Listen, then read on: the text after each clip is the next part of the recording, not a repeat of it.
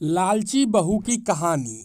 मनोहर अपने माता पिता के साथ एक छोटे से शहर में रहता था। वह एक कंपनी में काम करता था जिसके पैसे से वह अपना खर्चा और अपने परिवार का खर्चा चलाता था। कुछ वर्ष बाद मनोहर की शादी हो जाती है। उसकी पत्नी का नाम रिया था। रिया एक बहुत ही लालची किस्म की औरत थी। रिया को जब भी पैसे मिलते थे तो वह तरह तरह के कपड़े और गहने खरीद लेती थी। वह जब भी किसी समारोह में जाती थी तो हमेशा नए नए कपड़े और गहने पहनकर जाना चाहती थी। जब उसके पास नए कपड़े और नए गहने नहीं रहते थे तब वह अपने पति मनोहर से जिद करके खरीदवा लेती थी। उसकी लालच से उसका पति भी तंग आ गया था। मनोहर रिया को हमेशा समझाया करता था कि हमारी कमाई उतनी नहीं है कि मैं तुमको हर समारोह में जाने के लिए अलग अलग तरह के कपड़े और गहने खरीद कर लाया करूं। मगर रिया उनकी बातों को मानने के लिए तैयार ही नहीं होती थी। एक दिन जब रिया किसी समारोह में गई थी तब उसकी एक सहेली मनीषा उसके घर पर आई। मनीषा ने रिया की सास से उसके बारे में पूछा। रिया की सास ने मनीषा को सारी कहानी बताई।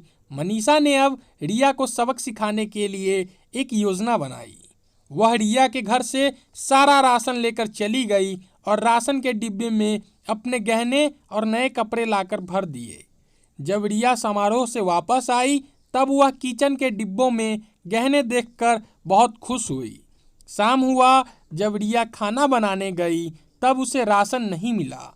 तब वे अपने सास से पूछी, सारा राशन कहाँ गया? उसकी सास ने जवाब दिया, मैंने सारा राशन और घर का सारा सामान बेचकर तुम्हारे लिए गहने और कपड़े खरीद लिया है।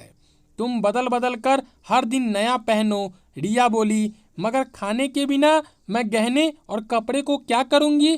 तभी उसकी सहेली मनीषा आई और उसने रिया को सब कुछ बताया कि यह तुमको सबक सिखाने के लिए किया गया था।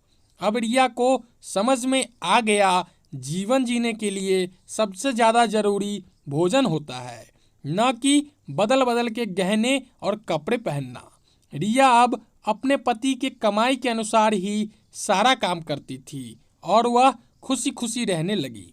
दोस्तों, आशा करता हूँ कि आपको इस कहानी से ज़रूर कुछ सीखने को मिली होगी कि हमें ज़िंदगी जीने के लिए 2 वक्त की रोटी ही सबसे ज़रूरी चीज़ है।